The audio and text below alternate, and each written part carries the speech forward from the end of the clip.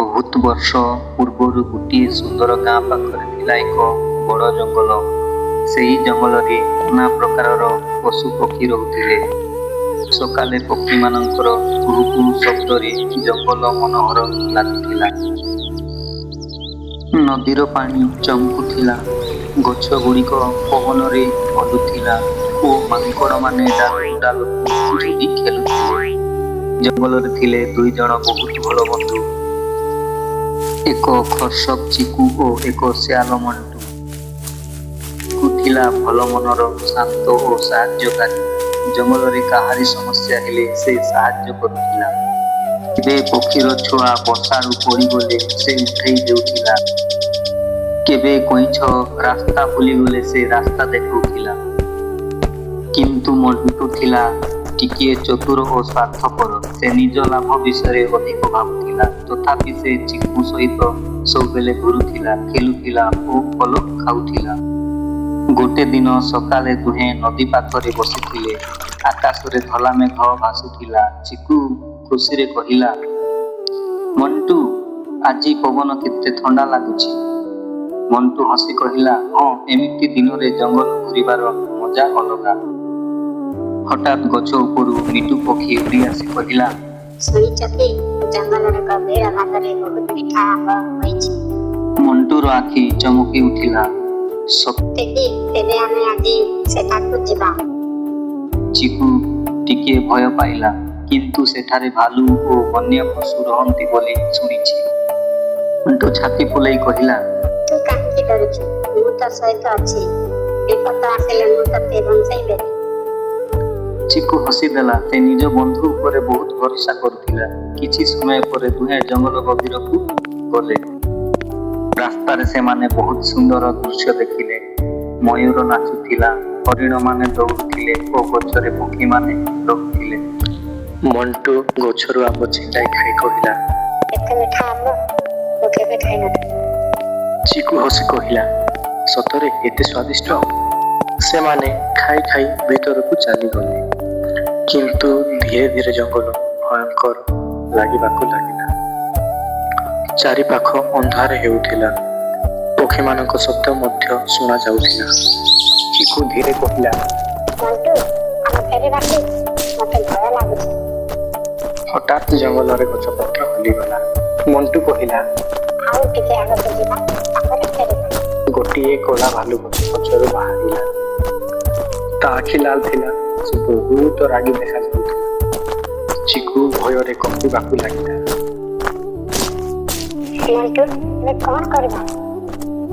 କିନ୍ତୁ ମଣ୍ଟୁ ନିଜ ପ୍ରାଣ ବଞ୍ଚାଇବାକୁ ତୁରନ୍ତ ଗଛ ଉପରକୁ ଚଢ଼ିଗଲା। ଚିକୁ ଆଶ୍ଚର୍ଯ୍ୟ ହୋଇଗଲା। ମଣ୍ଟୁ, ମୋତେ ଛାଡ଼ି ଯାଆନି। କିନ୍ତୁ ମଣ୍ଟୁ ଭୟରେ କିଛି ଶୁଣିଲାନି। ସେ ଗଛ ଉପରେ ଲୁଚିଗଲା। ଚିକୁର ଆଖିରେ ଲୁହ ଆସିଗଲା।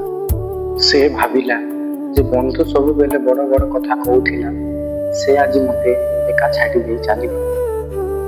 ଭାଲୁ ଧୀରେ ଧୀରେ ତା ନିକଟକୁ ଆସୁଥିଲା। ଚିକୁ ହଠାତ୍ ତା ଦାଦାଙ୍କ କଥା ମନେ ପକାଇଲା। ଭାଲୁ ମୃତ ପଶୁକୁ ଛୁଇଁଲା। ସେ ତୁରନ୍ତ ମାଟିରେ ପଡ଼ି ଶ୍ୱାସ ବନ୍ଦ କରି ମୃତ ଭଳି ଶୋଇ ରହିଲା। ଭାଲୁ ତାର ପାଖକୁ ଆସି ଘ୍ରାଣ ନେଲା। ତାର କାନ ପାଖରେ ମୁହଁ ନେଇ ଦେଖିଲା। କିଛି ସମୟ ପରେ ଭାଲୁ ଭାବିଲା ଯେ ଖରଗୋଶଟି ମରିଯାଇଛି, ସେଥିପାଇଁ ସେ ଧୀରେ ଧୀରେ ସେଠାରୁ ଚାଲିଗଲା। ଭାଲୁ ଯିବା ପରେ ମଣ୍ଟୁ ଗଛରୁ ତଳକୁ ଆସି ସେ ହସି କହିଲା, ବଡ଼ ବିପଦ ଟଳିଗଲା। ଚିକୁ ଚୁପ୍ ରହିଲା। ମଣ୍ଟୁ ଆଉ ଥରେ କହିଲା, ଭାଲୁ ତୋ କାନରେ କ'ଣ କହିଗଲା? ଚିକୁ ଧୀରେ ଉଠି କହିଲା, ଭାଲୁ କହିଗଲା, ବିପଦ ବେଳେ ଯେ ବନ୍ଧୁ ସାଥୀ ଛାଡ଼ି ପଳାଇଯାଏ, ସେ କେବେ ସତ୍ୟ ବନ୍ଧୁ ନୁହେଁ। ଏହା ଶୁଣି ମଣ୍ଟୁର ମୁହଁ ତଳେ ହୋଇଗଲା। ତାର ଆଖିରେ ଲଜ୍ଜା ଦେଖାଯାଉଥିଲା। ସେ ଧୀରେ କହିଲା, ଚିକୁ, ମୋତେ କ୍ଷମା କର। ମୁଁ ଭୟ ପାଇଯାଇଥିଲି। ମୁଁ ତୋର ସତ୍ୟ ବନ୍ଧୁ ହୋଇପାରିଲିନି। ଚିକୁ କହିଲା, ଭୁଲ ସବୁଠାରୁ ହୁଏ, କିନ୍ତୁ ଭୁଲରୁ ଶିଖିବା ଦରକାର। ଦୁହେଁ ଧୀରେ ଧୀରେ ଘରକୁ ଫେରିଲେ। ପରଦିନ ଜଙ୍ଗଲରେ ଭୟଙ୍କର ବର୍ଷା ହେଲା। ନଦୀର ପାଣି ବଢ଼ିଗଲା। ବହୁତ ଛୋଟ ପଶୁ ଫସିଗଲେ। ଏଥର ମଣ୍ଟୁ ସବୁଠାରୁ ପ୍ରଥମେ ଦୌଡ଼ିଗଲା ସାହାଯ୍ୟ କରିବାକୁ। ସେ ଛୋଟ ଖରଗୋଶ ମାନଙ୍କୁ ଉଦ୍ଧାର କଲା, ପକ୍ଷୀମାନଙ୍କୁ ସୁରକ୍ଷିତ ଜାଗାକୁ ନେଲା। ଚିକୁ ଏହା ଦେଖି ଖୁସି ହେଲା। ସେ କହିଲା, ଆଜି ତୁ ସତରେ ଭଲ ବନ୍ଧୁର କାମ କରିଛୁ। ମଣ୍ଟୁ ହସି କହିଲା, ମୁଁ ଏବେ ବୁଝିଗଲି, ସତ୍ୟ ବନ୍ଧୁତ୍ୱ କେବଳ ଖୁସି ଖୁସିରେ ନୁହେଁ, ବିପଦ ବେଳେ ପରୀକ୍ଷା ହୁଏ। ସେହି ଦିନଠାରୁ ଦୁହେଁ ଆଉ ଭଲ ବନ୍ଧୁ ହୋଇଗଲେ। ଜଙ୍ଗଲର ସବୁ ପଶୁ ସେମାନଙ୍କ ମିତ୍ରତାର ଉଦାହରଣ ଦେଉଥିଲେ। ରାତିରେ ଚନ୍ଦ୍ର ଆକାଶରେ ଚମକୁଥିବା ବେଳେ ଦୁହେଁ ନଦୀ ପାଖରେ ବସି କଥା ହେଉଥିଲେ। ଚିକୁ ଖୁସି ଥିଲା, କାରଣ ତାର ବନ୍ଧୁ ଏବେ ସତରେ ବଦଳି ଯାଇଥିଲା। ଗୋଟିଏ ଶାନ୍ତ ଗାଁରେ ବିକାଶ ଓ ରମେଶ ନାମର ଦୁଇ ଜଣ ଭଲ ବନ୍ଧୁ ରହୁଥିଲେ।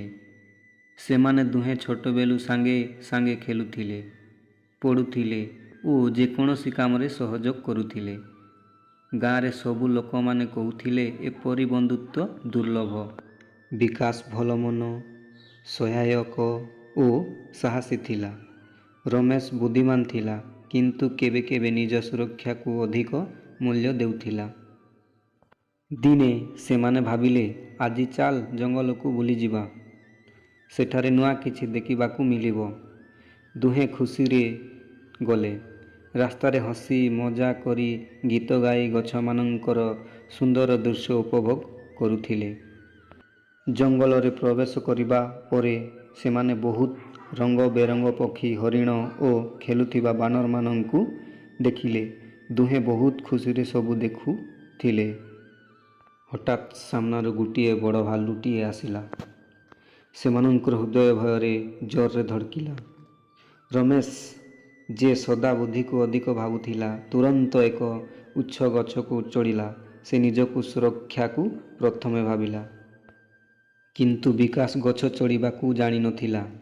ସେ କିଛି ମୁହୂର୍ତ୍ତ ଭାବିଲା ଓ ଜଣେ ବୁଢ଼ା କହିଥିବା କଥା ସ୍ମରଣ କଲା, ଭାଲୁଟିଏ ମୃତଦେହକୁ ଛୁଏଁ ନାହିଁ।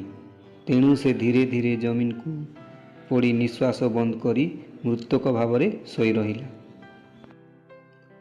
ଭାଲୁଟିଏ ବିକାଶ ପାଖକୁ ଆସିଲା। ସେ ତାଙ୍କ ମୁହଁ, କାନ ଓ ଶରୀରକୁ ଶୁଙ୍ଘିଲା।